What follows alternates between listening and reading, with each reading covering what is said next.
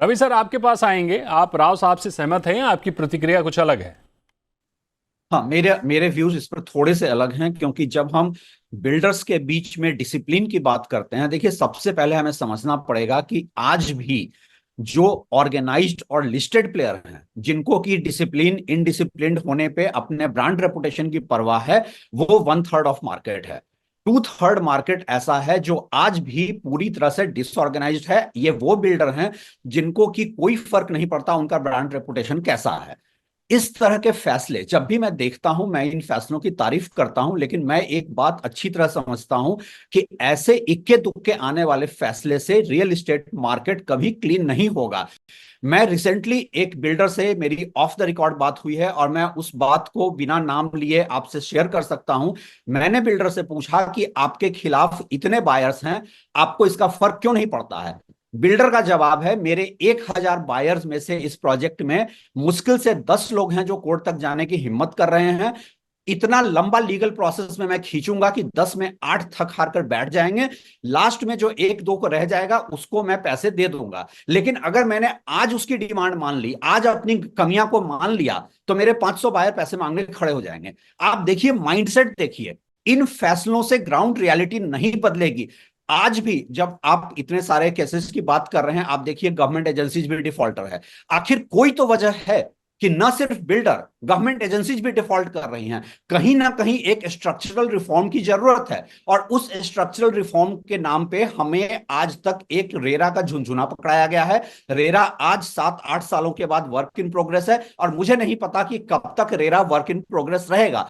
Ravi ji, supreme court ने जो फैसला दिया आगरा डेवलपमेंट अथॉरिटी पर, वो ज्यादा हैरान करने वाला है, क्योंकि अथॉरिटी सरकारी एजेंसी है जिसका काम है कि पूरे सेक्टर को रेगुलेट करे। जब सरकारी एजेंसियां ही नियमों की अनदेखी करेंगी तो बाकी निजी डेवलपर से क्या उम्मीद की जा सकती है?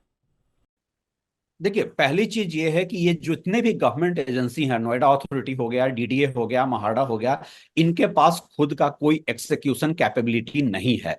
और अगर होता तो 1960s में जब प्राइवेट प्लेयर्स को रियल एस्टेट में बैन किया गया था, वो वापस नहीं आते।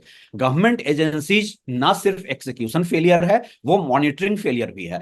दूसरी बात, आप सुप्रीम कोर्ट के फैसलों की जो बात कर रहे हैं, अगर 30 लाख से लेकर 1.5 करोड़ के बीच का कोई भी अमाउंट एक बिल्डर पे फाइन होता है और आप उसकी तारीफ करते हैं, आप ये मत भूलिए एक रियल एस्टेट प्रोजेक्ट का एवरेज जो प्राइस टैग होता है 500 करोड़ होता है। तो मेरे 500 करोड़ के बिजनेस में मैं जितने चाहे डिफॉल्ट करता रहूं, और मुझ पर 30-40 लाख का अगर लगा दिया जाता है पेनल्टी, तो मेरे को उससे बहुत फर्क नहीं पड़ता है। वो ना तो डेटरेंट है, ना वो मेरे डरने की वजह बनेगी।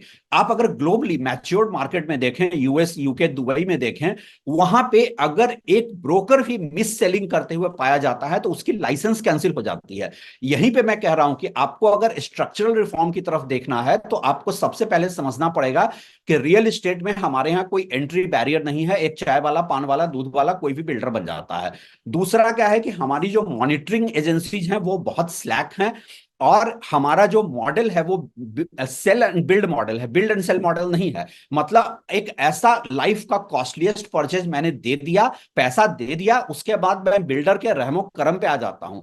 तीसरा, अब लिटिगेशन पे आते हैं। लिटिगेशन में भी अगर जब तक, और ये बात मैं कई फोरम पे कह चुका हूं, जब तक आप real estate focused fast track court नहीं बनाएंगे, तब तक ऐसे जो भी स्पोरेटिक जजमेंट आ रहे हैं वो हम लोगों के एकेडमिक डिस्कशन के लिए है।